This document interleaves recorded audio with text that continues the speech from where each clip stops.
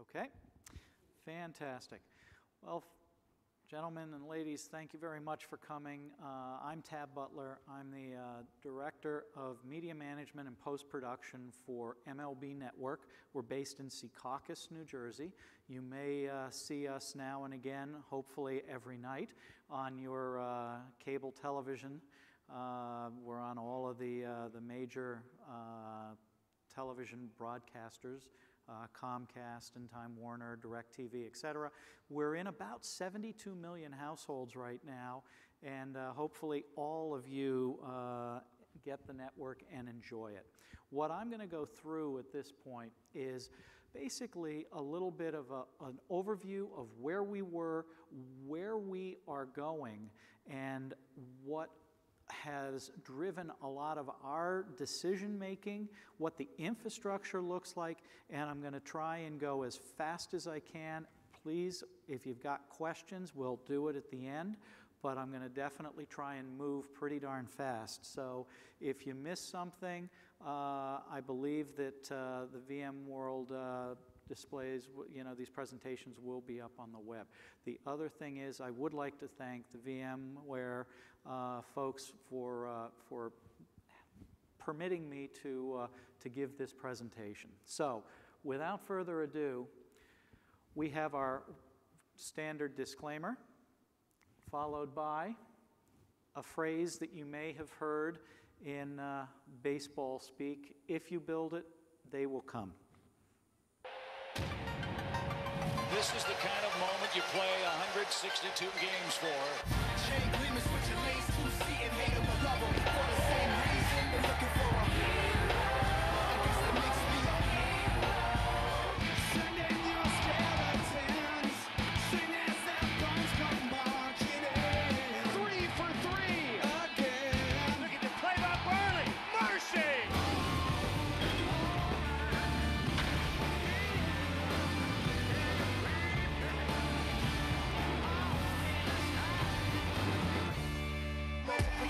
Through the dopest of method, now my vocal perfected. This is audio breakfast, yes.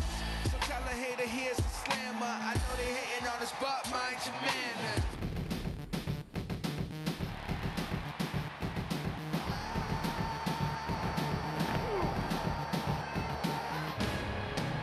For the first time since 1962, the Fall Classic kicks off in the city by the bay.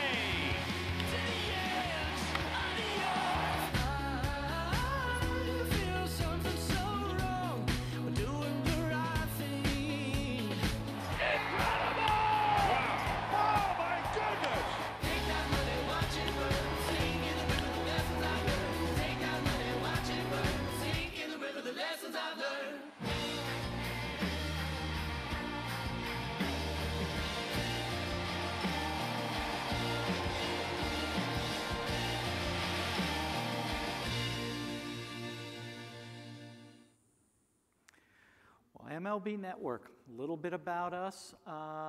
We were the largest debut in television cable history in January 1, 2009. We premiered with 50 million households. 65 million in September 2011, 70 million in 2013. We're over 72 million, and you may say, well, how big is the universe? The universe for cable households, it's really established by ESPN. You're looking at about 99 million households. So we're not everywhere, but we're darn close. As you look at the history, well, where did we come from? In June of 2008, there was an initiative. Let's hire some people, and we're going to build a network. Oh, and by the way, in 6 months, let's launch it in 50 million households. Just a small bit of a challenge. I will say, I joined the network in the late part of June. I was employee number 8, and I had 2 days off once I joined the network for the rest of the year. I did take Christmas and I did take Thanksgiving off, but not another one in between. I, along with a number of very talented individuals, we all basically had the white sheet of paper, and they said, here's a block, production, broadcast, build it. And we did. Network infrastructure was built in 2 months. Not only did we have to build it, we had to hire all the people. We had to define what it was. And about 3 weeks, 4 weeks into this infrastructure discussion, somebody said, hey, what are we going to do about a back office? And we all kind of looked at each other and said, oh shit, we forgot that. Maybe I shouldn't have said it quite that way, but that's what we said. And so we brought up a back office infrastructure in literally weeks. And the way that we did that, we only could have done it with VMware.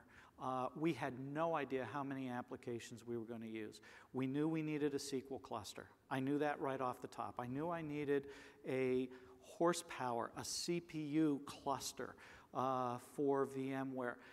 If you would have said, well, how many VMs are you going to have? I would have said, yes, many. I have no idea what they were going to be. And that was the real challenge that we had as we built the network. We didn't know what it was going to be because we hadn't built it before. As you look at the back office, we had rapid deployment, on-demand scaling, and it was, oh, we need to add metadata tracking. We're going to build an asset management system. Well, where are we going to put it? Well, we're going to put it in the VMs, right? And somebody turns around and goes, yeah, where's our development environment? I said, in the VMs. So we're using our production environment and our development environment all on the same machines, all in the same environment. We didn't have time to scale. We placed the order for the hardware by the end of September. And it was a Friday purchase order, and we said to the hardware vendors, oh, by the way, we'll give you the PO on Friday. Please deliver all of the hardware with your installation services on Saturday. And they did, thankfully.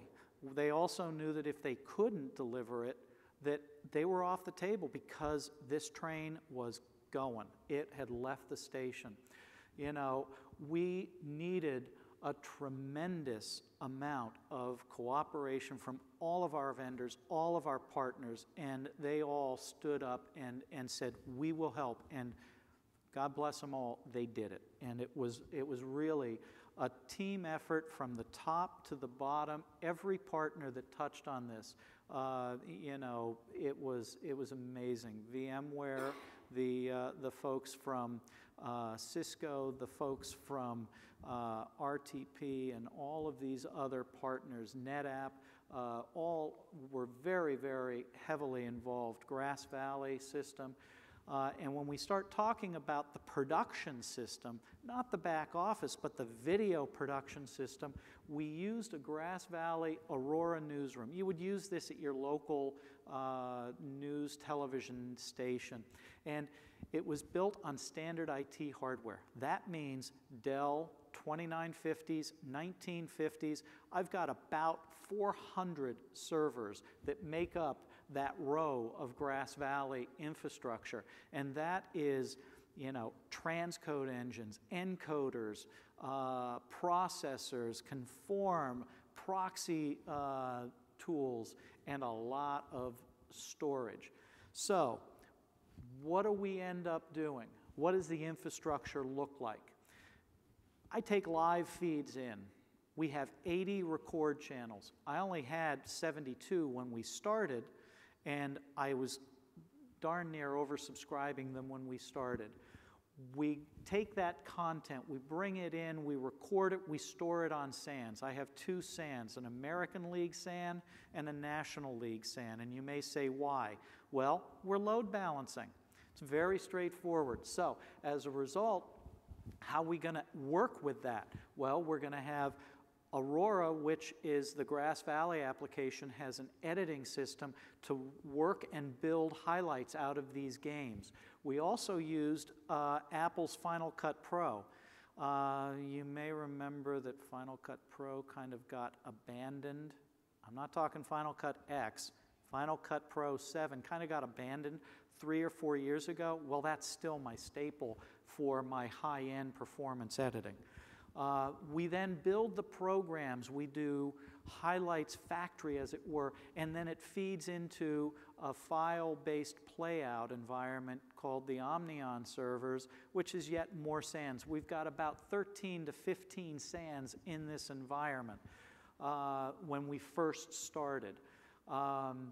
We then, as we've got this content coming in, we need to build the architecture for grabbing that content, indexing it, and being able to find that shot in the previous reel of, a diving catch in front of a jet billboard or any of the content. Well, what are we going to do? Well, what we did was there was not the capability in the marketplace to have an asset management system that could be as agile as we needed. So we built our own. The Diamond system we built, basically we said we know we can interface tightly with various different hooks into the Aurora, and what are we going to do? We're going to log the content. So what I'm going to do is I'm going to put a database reference to a time code in the video, and then I'm going to be able to put a descriptor around that. And now all I have to do is search the descriptor and now point to my asset in the SAN. Sounds really simple. Well, it took us about 2.5 months to build the first prototype. And the only way we were able to pull that off was the people that we hired were experts in that field. I had been in sales against them when I was in media asset management, so I knew the best people to say, hey, do you want to come and join me? And we've built our own development team, which continues today. Now, once you've asset tagged that information and you've got the editing working, now you realize you've got a pipeline of content constantly coming in. You've got to get it off the SANs very quickly. The SANs fill up very fast. We need to move content within 6 to 8 hours of it coming into the SAN into our archive. LTO4, SL8500, it was Sun when we first bought it, then it was, or I should say it was Storage Tech Sun, now it's Oracle. And the Front Porch Diva is what gives us the capability to control and do the mining of that.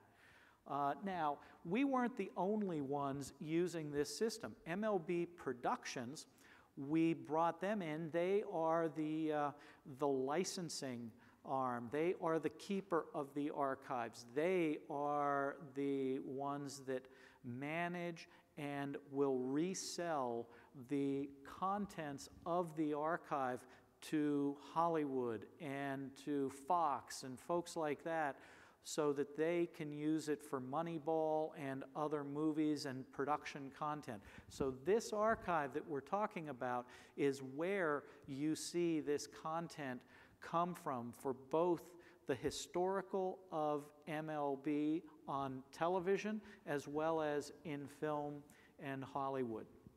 MLB Productions. With the stuff that's in the library, we keep an on-site copy and we keep an off-site copy. And you'll be very comforted by this fact. We use a company called VRI, Vital Records Incorporated. They have about 120,000 square foot facility that's about 85, 90 feet below ground. It's hardened. It was at one point the Nixon bunker out of in northern New Jersey. It can sustain a 10 megaton atomic blast directly on top of it. Boy, I feel good that my baseball is in there and safe. So the bottom line is that on-site and off-site storage was critical for us. And as we are creating that content, you know, we ended up in a situation where it just kept getting to be more and more content coming in. You want one copy? Oh, you want 2 copies? Now you want 4 copies. Today, we are at a point where we record 7 hours minimum of baseball for every hour of baseball played. So that's a clean feed, meaning no graphics from the home team, from the away team, with graphics from the home team, from the away team. A dugout isolation camera, got to get those actions of people jumping over the dugout, going out, you know, and all the stuff all the interesting activity that goes on there. You end up in a situation where you've got backup records and you've also got other ISO records that people want. You're creating a tremendous amount of incoming content. Well, in 2011, I'm running the Grass Valley system on Dell 2950s, actually in 2009 and 2010, and we're watching the usage of these, this database server get crushed. I'm running at 98% CPU utilization for 6 and 7 hours at a time. We've got services that are constantly stopping and crashing and things of that nature. The workflows aren't working. We're in the back, we're picking up all these bits that just keep falling on the floor in that engineering hallway there. It was really ugly. So the bottom line was, is we said, we've got to do something. Now, we as the end user looked at the marketplace and said, how about, you know, we did it in the back office. How about VM in this broadcast space? Well, the application provider, Grass Valley, initially gave us the Heisman. No, absolutely not. At which point we said, well, how do you manage scaling for your trade shows? And they said, well, let us find out. And all of a sudden they said, oh, we use VMware. We said, really? Well, then we'll put it into production. They said, it's not ready for prime time. We said, oh, yes, it is. And off we went. We put it into production with the help of the folks from Grass Valley Service and Support, the trade show guys. And lo and behold, it worked spectacularly. We are still running today on that infrastructure. It's a pair of IBM servers with a back end of 8 gig fiber channel E-series tray. It is solid. It has been running like a champ. And you know, the bottom line is that without that infrastructure, we could not have kept operational. We could not have continued to scale. So it's very, very important for us. Now, you may say, well, why are you scaling? Well, this gives you a little bit of an idea of, on a weekly basis, of how much content is coming in.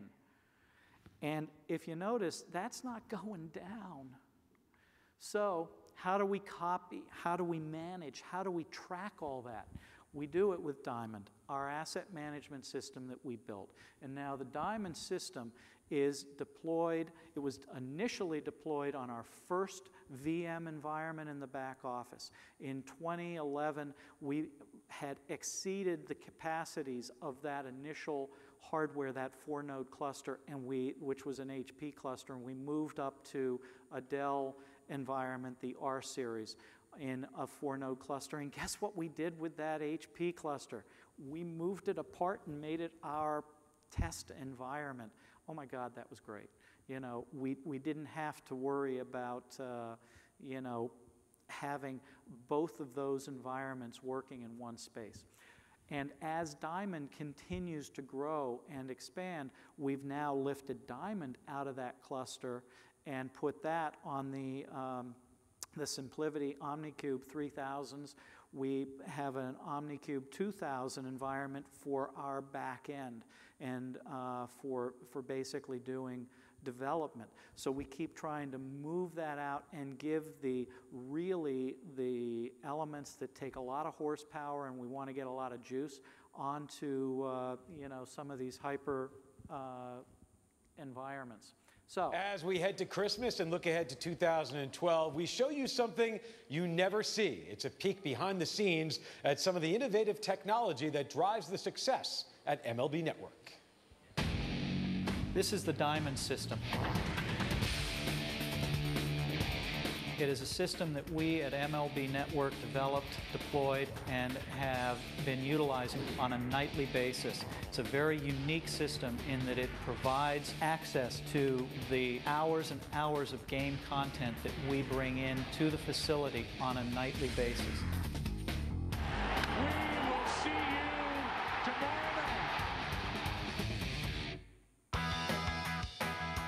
There are 18 logger stations that are capable of logging live games. These are also used for post-game logging and for retrieving content to be reused for other areas.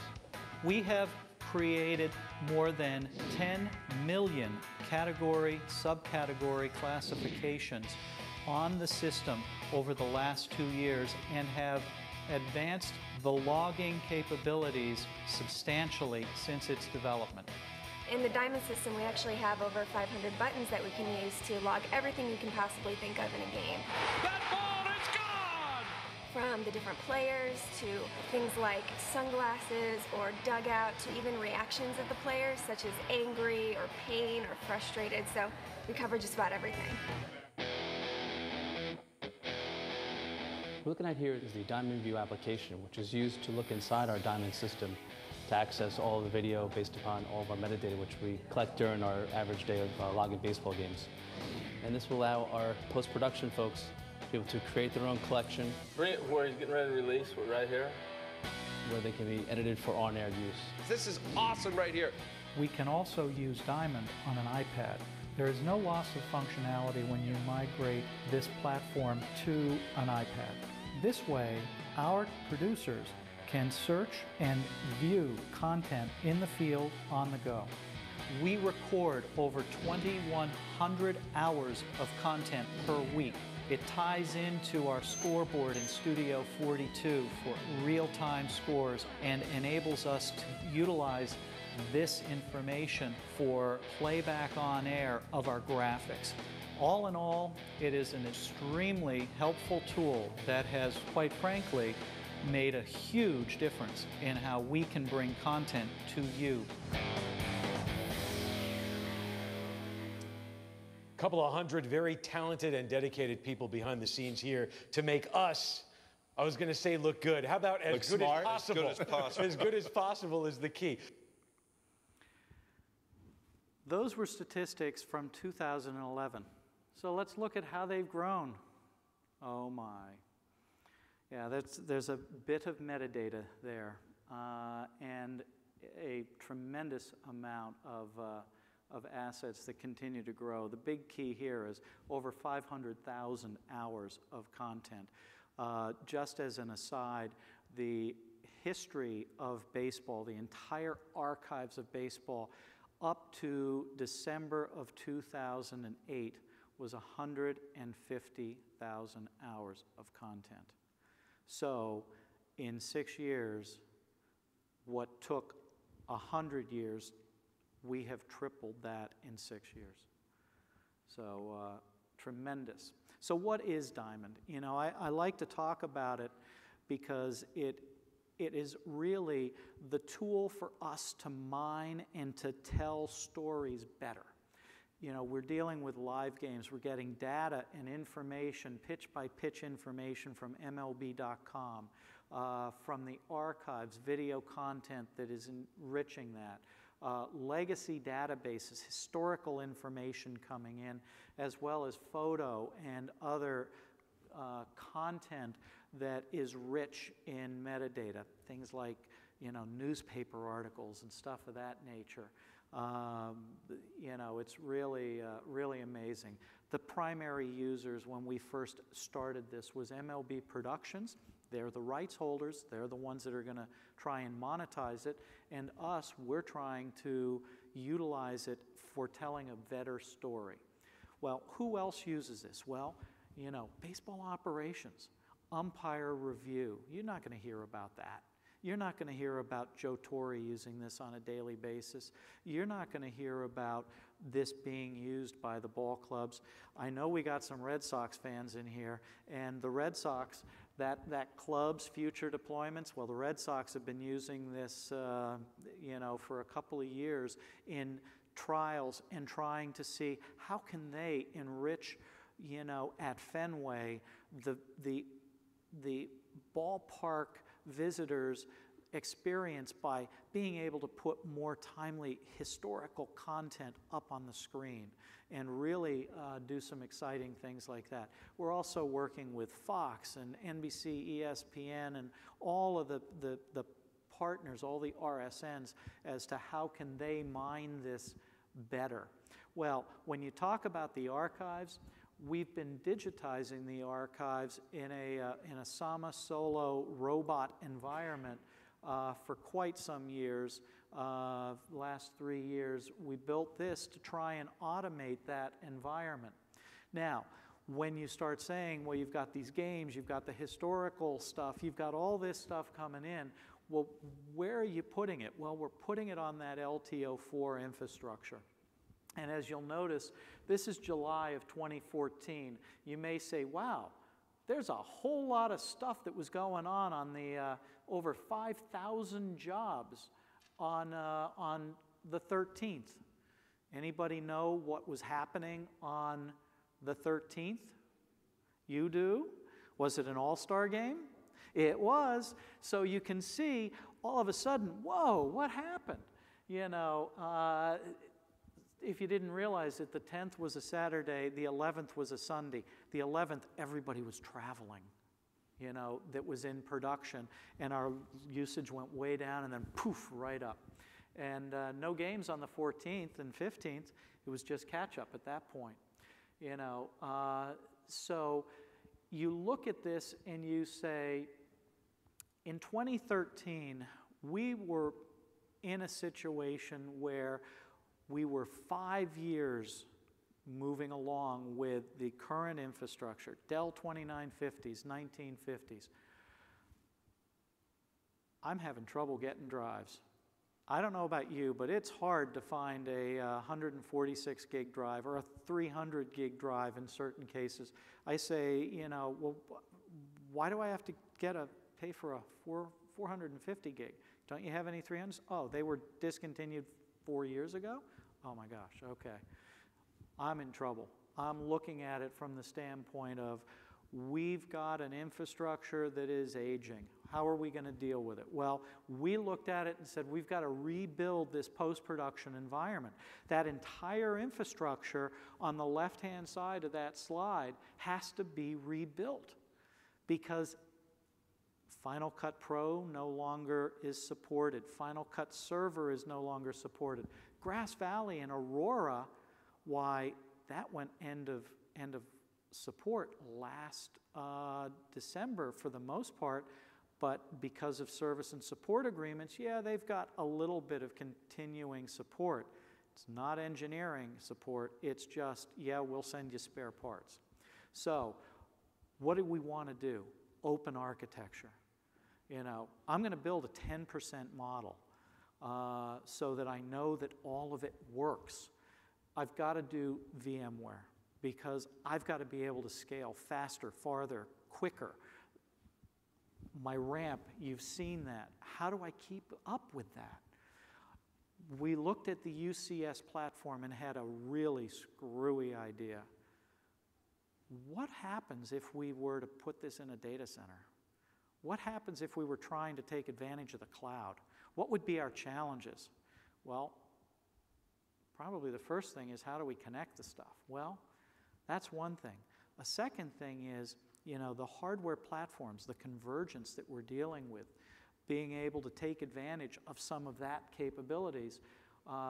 We went with SimpliVity on for the Diamond development environment at that point, for the consolidation, for the dedupe, for all of the speed to market that we were looking at. And we needed to develop a software development environment. We looked at it and we said we've got two things we could do. We could either buy an Avid solution turnkey, or we could try and build it ourselves. And if we build it ourselves, I better have really scalable tools. So the bottom line is let's build it ourselves. We sold it to management. Now it was go time. So, you know, to rebuild it, we still needed full file-based. My CFO said, 7-year ROI. I don't want to have to rebuild this again. So that was a challenge for all of my partners, and say, I need support for 7 years. I need to guarantee it up front. And everybody stepped up to the plate, and I appreciate it from all of our partners. Open systems architecture. We had Grass Valley that was very much of a closed system. They had their own NEC Condor raids that they were selling as an OEM product. We said, I can't use that. I need to use enterprise class. I went with E-Series NetApp. Expanding the role and the scope of Diamond. Diamond's going to become my glue. Diamond's going to be, you know, REST interfaces to APIs. My Diamond is going to be the pieces that tie this world together. I needed flexibility in workflows because I don't know what the next creative workflow is going to be. I don't know what the next creative show is going to be that's going to put new workflows in place. And I needed to have low-cost capabilities for dynamic growth and scale. So, as they say, breaking through to endless possibilities. Well, we got a crystal ball, and we said, let's break the crystal ball, and let's try to rebuild this infrastructure thinking way outside of the box. We had no equipment rooms to put equipment in. It was full. We had no power cooling. We were fully subscribed. We're actually oversubscribed. The post-production environment, hardware, no longer supported. Software, no longer supported. Continuous growth. I'm growing at 25% infrastructure. What am I going to do? Well, I've got some key enablers. I look at the marketplace. The first thing is I've got the VMware infrastructure and the scalability. So I know that's a player in here. I've got Cisco UCS scalability and performance. And that's got some tools in there that's very, very critical for me in being able to manage this environment. Hey, there's an optical router. Hey, if I've got optical router on both sides, I can move paths. I can switch light. That means I can create failover. That also means I got to get a lot of glass in the street. We'll get to that. The other thing I really needed is if I'm going to do something where I take my workstation that's sitting under the desk, and I'm going to take that workstation away from my editor, and I'm going to put it on a C240 Cisco UCS environment and put it 2 miles away, I better have a keyboard, mouse, and display system that is really responsive. Because if it's not driving as fast as the desk unit, I'm going to get hosed. This is not going to work. So we had to build that system, and we had Multidyne that stepped up and said, you want dual link, dual displays, you want keyboard, mouse, USB 2, USB 3, you want audio on 1 fiber, not 2, 3, 4. I mean, there were a lot that had capability to do that over 4 fibers. Well, I wanted to switch only 1 fiber. And they've stepped up, and it works. Now, we also needed open APIs, data virtualization for best-of-breed interoperability. That's where a lot of the tools that we were looking to take advantage of to give us efficiencies really came from. So, let's look at this. We have a vision. We're going to expand to the data center. So, CoreSite, it was a NY2, their new facility that was coming online in January of this year. And we said, wow, we could be the first tenants. Wouldn't they like that? And they said, yeah, that'd be great. Well, they're about a mile away, or optically about 2 miles away. And so we said, well, the reason we want to do this, clearly, current space and power, but boy, they had a lot of space. There was nobody in the building. They had a lot of power. That was great, too. They also were a little higher in elevation than we are. Secaucus is a swamp, so that was really important. So if we're going to do that, what are we going to move there? Well, the first thing is that I'm going to put my core infrastructure. What's the core infrastructure do? If you remember, it takes those video feeds in and records content. It stores the content. It then has the edit workstations that are working on that content. It has proxy storage because for the desktop editors, we're dealing with proxy. And then it also has the Diamond infrastructure. Well, what are we going to leave behind? Well, what are we going to keep there? We're going to keep back in the 40 Hertz way studio playback systems. I'm going to keep the archive library system. It's already there. Editing manpower. 50 edit workspaces. They're not workstations anymore. They're workspaces. You've got a single rack unit box. It's 6 inches deep. Out of the wall comes a single fiber, and you plug your monitors, your 2 displays. They can go up to 30-inch displays, high resolution. Use your mouse, keyboard, away you go. That's all it takes. They just need a fiber drop and a little bit of power, and away they go. 250 desktop editors. Well, they're on 1 gig connections back to this proxy system. So how do we do it? Well, we're going to have to connect the 2 facilities, 2 redundant paths, 192 strands of dark fiber that go from rack in CoreSite to the racks in 40 Hertz way. Without that, this would not be possible. There's a lot of things in this that without that, this would not be possible. Which is amazing. The CoreSite side has a Caliant fiber optic router, so does the 40 Hertz way side. And that gives us the ability to, with a single switch, move 1 edit room, a person in an edit room that's working on, let's say, machine 1. If machine 1 has a problem, we say, log out. They log out. We say, switch from machine 1 to machine 50. Log in. And they're now on a whole different hardware platform, and they didn't even realize it because you just switched the light of their KVM, of their keyboard and mouse. We'll get into a little bit of that. And the thing is that where they left off with their application, where they logged out and then logged back in, it's all on shared storage. It's all their image, etc., is all moved from one server to another through the UCS management, stored on the Tagile infrastructure. So, what do we have as a backbone between the 2 facilities? Well, we used a little bit of 40 gig long range, so 320 gigabits per second. That's our starting point. We've got a lot of extra fiber, so we can grow that. 10 gig infrastructure to every server in the racks. 8 gigabit fiber channel for all of the fiber channel infrastructure.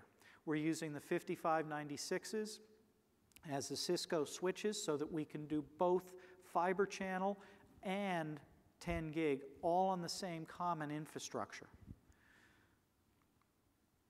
So what does it look like? It looks like that from when I'm standing above the racks. And the racks are extra height racks, hot aisle, cold aisle. This is the Grass Valley servers, the HD encode engines. We have 40 servers. It's all under Stratus. Stratus is Grass Valley's next generation software, which came from the roots of the Aurora system. A little bit of our wiring and everything.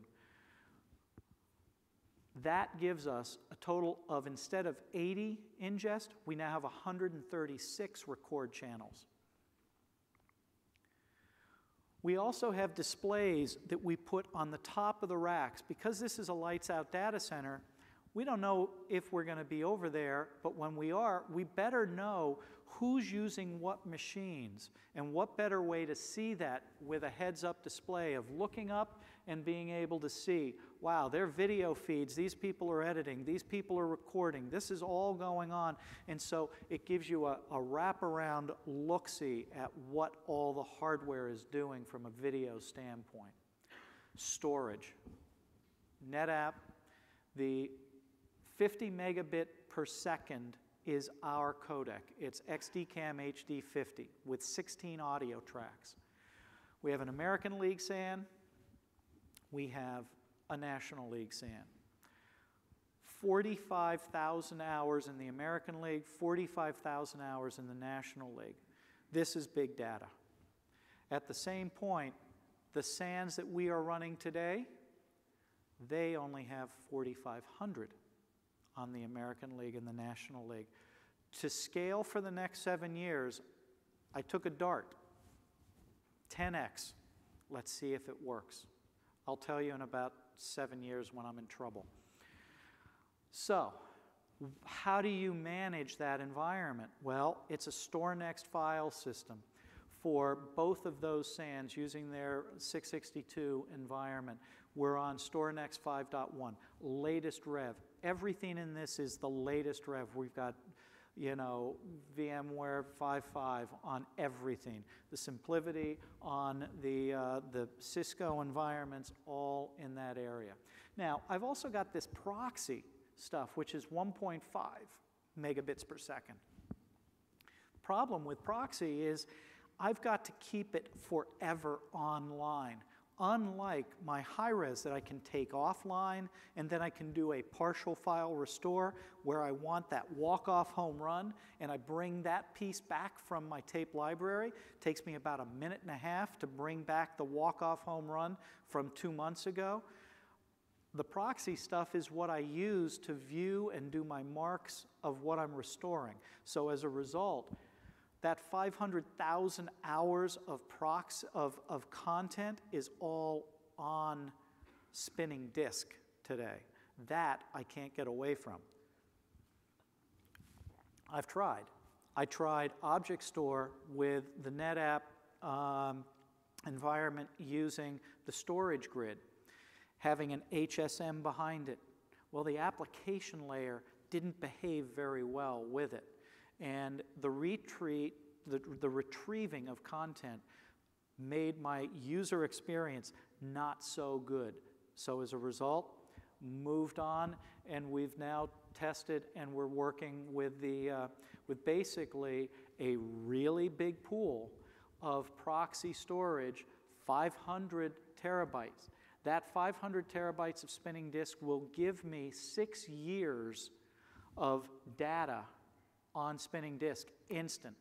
However, if you're going to go back farther than 6 years, it's going to take you about 30 seconds to a minute to get that content back. So you'll have to wait. You know, once you get it back, it's there. It's instant. But these are some of the challenges in trying to manage the end user experience and match that with the technology of today. 32 Cisco UCS blades, not only for VM, but also for bare metal, so that we, depending upon the application layers, we can be flexible and we can grow with what we are thrown by the demands of baseball. As I said, 5.5, we are running Enterprise Plus, so it gives us a lot of tools that we need to help us manage it. Oh, by the way, there's myself and 3 other people in my department that are building and architecting this. There's 2 others that are VM experts. So there's not a lot of us managing this. We've got to keep it up and running, and so we've got to use all the tricks we can. You know, automated DRS, you know, vSwitching, every piece that we can, intelligent switching, routing, you know, we've got to take advantage of everything that VMware offers, and we're constantly looking for what's the next great thing, because for us, each area that we're working in, we're looking to push the technology and to give us the tools to make it easier to manage. I've got 50 of the C240 workstations. Those workstations are becoming my editing platform for the Adobe Creative Cloud. How did we ramp those up? Cisco worked with us very closely. we added the K20 cards. Those puppies give us GPU acceleration, which is what the Adobe suite of products really needs. We've got the K2200, which just was announced 2 weeks ago. NVIDIA was extremely helpful in getting us parts and pieces of that so that we could prove that out with the infrastructure that we've built. To boot this environment, we use the Tagile infrastructure, not in their normal way. Grass Valley introduced us to them, and they were using them more in their VMware standard environment. We said, we don't want to use you from a VM standpoint. We want to use you from a pure horsepower where we, within your environment, the SSD and disk environment, that we could put our images, that we could manage our clones of those servers, the individual user storage areas, and that we can, between the 80 physical and the 60 virtual VMs, we can boot all of those in less than a minute and a half when we say, turn it on. And to me, that is critical if we are in a situation where we need to be working with minimizing downtime, etc. High performance external storage, and what was key to us was we could do the simultaneous fiber channel and NFS attached at the same time. And there's some of the Tagile folks here, and they were like, you want to do what? And they were great in helping us with that. And if you've got any questions on it, they're right up here, and please, it's really impressive stuff. You know, we also, you know, I talked about the SimpliVity earlier. For Diamond and our development environment and the capabilities of it, phenomenal. Very, very helpful for us. You know, dedupe, the hyperconvergence tools, and really giving us the capabilities to scale and to grow and to test as we needed. It's very, very important to us. It's been really, really important. We also are tying into cloud environments. I mentioned a little bit the cloud utilization of Diamond. When we talk about the clubs, when we talk about baseball operations, they're not in my building. They are in the world of our cloud, as it were. We work with the AWS environment, which we're dealing with SimpliVity from a disaster recovery and building out a DR testing environment with them for that. At the same point, that Amazon environment gives us the capability of getting our content close to the edge of our users, the ball teams, the umps, the baseball operations people. They're going to be at the stadiums. They're going to be across the country. And so every game that we have done since the 2011 season is up in the cloud within 5 hours of the completion of that game. So tonight's games will be up in the cloud by 6 a.m. so that the operations people and the teams can look at their content on their desktops, on their iPads, whatever they're looking at it from, to make judgment calls and to further baseball, all within the Diamond environment. And, you know, for me, I'm looking at growth. I don't know how fast this is going to grow. If I need to scale, I can grab another OmniCube and I can drop it in and away we go. So it really gives me a lot of capability, a lot of functionality that I need. Anything that I'm picking, I've got to be working on that kind of agility, that kind of scale. The same thing with the multi-dyne situation for the KVMs. You know, we talked a lot about that. Now, Diamond is tightly integrated with Premiere Pro in panels. Extremely critical to us and our success has been the ability to do panel integration with Diamond, with Adobe. Also, for all these other tools to automate the workflows, to automate the management and monitoring of this. We use SolarWinds for monitoring tools for the SNMP. We are diving into additional tools from an enterprise class with all of the VM environments so that we can see a physical or a virtual image of exactly what is our architecture, where are the failings. One of the big things that I'm trying to do is to get sleep at night. I don't want people to be calling myself or my other 2 or 3 folks at 2 o'clock in the morning. I want level 1 people to be able to manage this extremely complex system. I need those types of tools, and quite frankly, this show is one of those places where you go to the smaller booths, look around, and see where the gems are or the diamonds are. So, you know, from that standpoint, it's about time to turn it over for questions. We've got about 10 minutes for that. I do recognize that between me and that door, you can look at your watch and go, oh my God, we got beer coming. So it is the 5:30 to 6:30 session. So if everybody says, nope, nope, we're going for beer, I understand. But I thank you all very, very much for all of your interest in participation. And also I thank the folks from VMware and the VMworld folks for having me be able to present our view of MLB baseball. So do we have any questions? Please come up to the microphone. They're recording this. And the mic is on. Thank you. I had 2 questions. The first one was a little silly. If you have a SAN for the American League and SAN for National, what do you do for interleague play? For interleague, very simple. It is the home team who it ends up landing on. And when we are in postseason, we record to both SANs for anything in the pennant race so that we have failover and redundancy. All right, then my real question. Do you look at vCenter Ops at all for monitoring? I'm looking at anything and everything at this point. You know,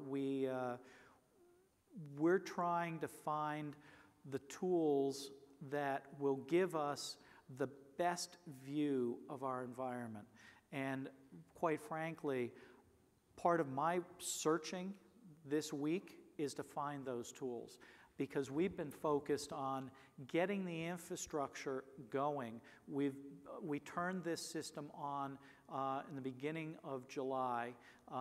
We've been training our operations people on the Adobe environment.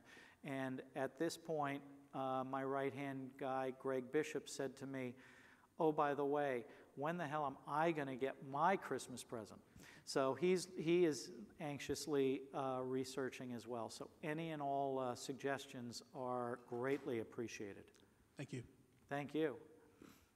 So Tab, what's your present most prevalent monitoring tool or methodology? I'm getting a terrible echo. Say that again without What are you using right now for monitoring most prevalent? Okay, what we are using right now for our monitoring of the current system is SolarWinds, and it's all SNMP traps, and it comes into us with a tremendous lack of visibility into the services and the service level. What I'm in trouble with is I've got 25 FTP engines. One of them slow. How do I know? I don't. I have no way of measuring that because I can't get down to the service level. Grass Valley services are very specific, very unique, custom built. So as a result, that's where I have to get into them. They have transfer queue monitoring systems. Have I lost my connection with the transfer queue? What's going on with that? So I'm really at a loss to being able to be proactive in today's architecture. I've become very reactive where we, to that first level, have pushed down tools within Diamond that show you entire pages of servers, descriptive information, and we're running a daemon on there that when they have a problem, they just hit a button and that daemon will restart that service. So it's a web GUI that somebody will say, I'm trying to do this workflow. And they say, oh, I know that workflow, I'll reset it. And it'll automate that reset. I would much prefer to be able to be proactive as opposed to reactive. So one more question, a big data question.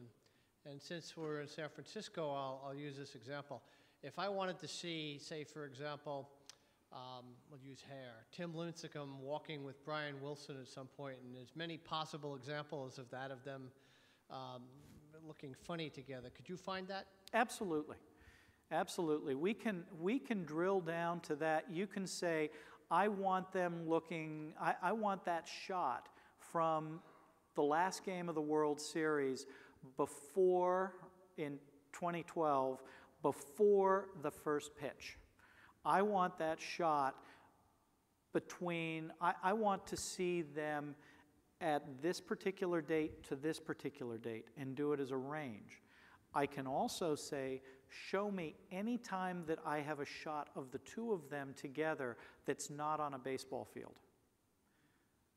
And that's all virtualized at the moment? That's all virtualized. It's all within the Diamond environment. That's all living and running on the SimpliVity environment. That's pretty cool. It's fun. Anybody else? I'll tell one little, we've got a couple of minutes, and since we're in San Francisco, there's a guy by the name, okay, I don't know how many people are baseball fans, but does anybody know who Mike McCormick is? And what can you tell me about Mike? How about that he was a Cy Young Award winner in '67? And that here's a bit of trivia. He refers to himself as Mr. 500 because he threw the 500th pitch that Hank Aaron hit a home run on. And he was a Cy Young winner. He started his career when he was 17 in the bigs. Wow is right. He also happens to be a tremendous person and a real great guy. We were fortunate enough to host him at MLB about a month ago, a month and a half. And I sat down with him at the Diamond system, and he watched numerous games that he'd never seen before. That he said, oh, I remember, show me this game. Show me that. I did a no-hitter. Where is it? Here. Oh my God, that's great. And at the end of the day, we took a DVD and put all of this material on the DVD for him and his family to enjoy. Now, when you think of being able to mine the archives and be able to go back to, oh yeah, I was on the cover of the newspaper. Can I get a copy of that newspaper? We're still looking for that, but we know it's somewhere within the archives. We certainly, a lot of the print stuff, a lot of the photos of that era, we're still working our way back on. We have content all the way back to before the turn of the century. So late 1800s, images, stuff of that nature. So, someone like myself, I use MLB.com. Right.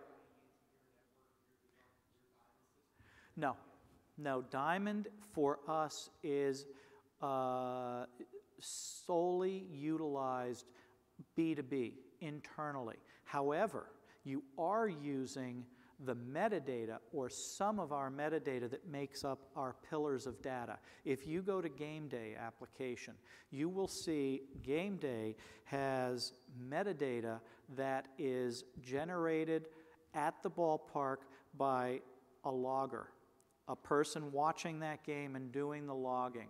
That's our first play action description of it. It also utilizes the pitch effects so that you can see that this is a cutter. It's got a 6-inch drop in its arc, and it left the pitcher's hand at 97 miles an hour, and it crossed the front of the plate at 96 miles an hour and hit the catcher's glove at, you know, whatever speeds it's going with it. And so as a result, you've got all of that kind of metadata. Now, the thing is that what we do with Diamond is we take those, we lay that as pillars, and then back at 40 Hart's Way, we end up with 20 loggers per shift, 2 shifts. And they end up watching the game and logging not the play action, because that's already done. They assign the play action to the video so that it links it, and then they put additional descriptive information in that describes the television broadcast. So they're adding things like the shot is from camera 2, high home. The camera low third dugout is the shot. So they may describe things like, you know, MLB.com will say, you know, pitch to so-and-so, center field fly out. Well, what we'll do is say, camera 2, high home, wide shot, high fly ball back to the warning track, diving catch at the warning track from camera 3, high third, in front of the W.B. Mason sign, and then close-up shot on from center field camera of runner on first throwing his helmet, cut to a close-up shot of the handheld with a kid eating popcorn with a funny hat. And how fast are we doing that? As fast as it's happening. It's just touch screens. I mean, we have category, subcategory. We don't go any deeper than that. The challenge that we have is finding that taxonomy and not changing it. And we actually have not changed any of our taxonomy since 2011. I don't think we've added more than 1 or 2 buttons since 2010. The vocabulary we've been very, very tight on, because the tighter we are with the metadata, the easier it is to find what we need. The other thing that's very interesting is the players table. The Diamond system has a total of about 350, almost 400 table sets within the MySQL database. And the players table is the biggest. It is about 40 million lines. Anytime a player ends up changing a jersey or a position, he ends one position and starts another line in the database. And therefore, you can get a snapshot of, I'm looking at a game somewhere on, you know, June 1937. And we open up the video and we say, okay, this was this team versus this team. I immediately have all the roster information going all the way back. You know, so I'm being told it's time to wrap. I think that folks want beer. So I thank you all very much. I'll be here for a little bit, so you can follow up.